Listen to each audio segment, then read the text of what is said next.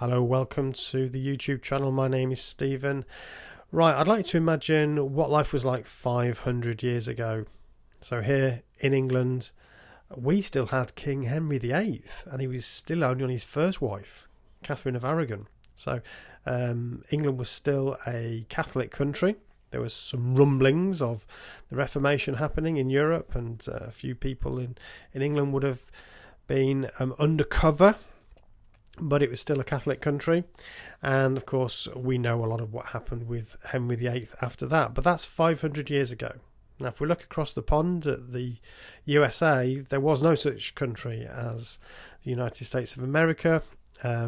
Native American nations were obviously on the continent. There were a few Spanish explorers who'd started to find out what was over on that continent, but there was no such thing as the USA. So that's 500 years ago.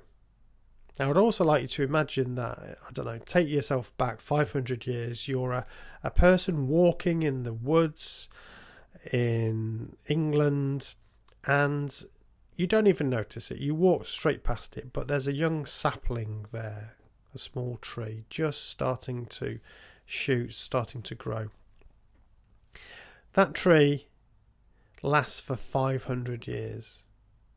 It goes through all of Henry VIII's time, the English Civil War. It survives the Blitz, and then one day a couple of hairy-arsed contractors get some ladders and their chainsaws, and they chop it down. 500 years gone, just like that. So there's a big scandal about that in the UK at the moment. It's been in the news. It's one of the few stories that you can talk about that isn't politics, but it does have a kind of, a metaphor, a lesson for us somewhere in there, I think. But yeah, it's a big story. So apparently what happened was that the land is actually council land, but it overlooks a garden that belongs to Toby Carvery. So if you're not in the UK, you won't know what Toby Carvery is, but it's basically a chain. It's a restaurant sort of chain.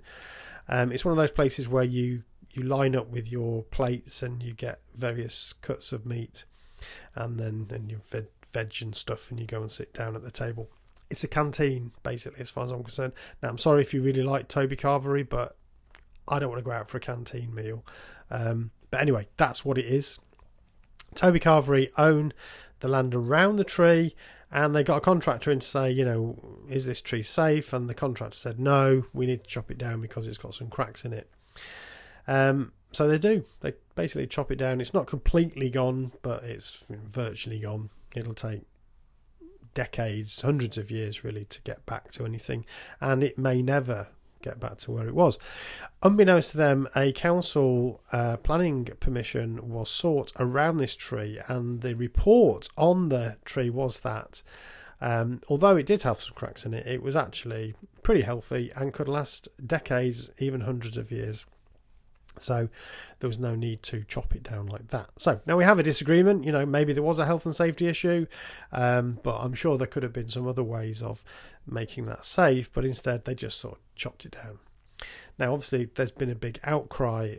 These old trees are fantastic. I'm sure you've enjoyed looking at some of these old trees, and I always think when I see them, I try to imagine what that tree has not seen exactly, but what's been going on around that tree for hundreds and hundreds of years. Amazing. Imagine it could live another 500 years. What is life going to be like in 500 years time?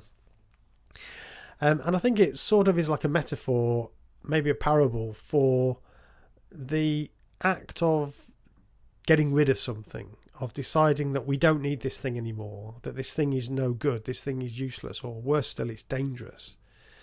When we chop it down, when we get rid of it, I guess it's worth thinking about, what's going to replace it. Firstly, does it need chopping down? Is it time to get rid of it? And secondly, when we do that, what are the consequences of chopping it down? So, not going to get into politics, but it is a question that maybe many of our politicians and business leaders should be thinking about. Okay, that's it for now. See you again soon.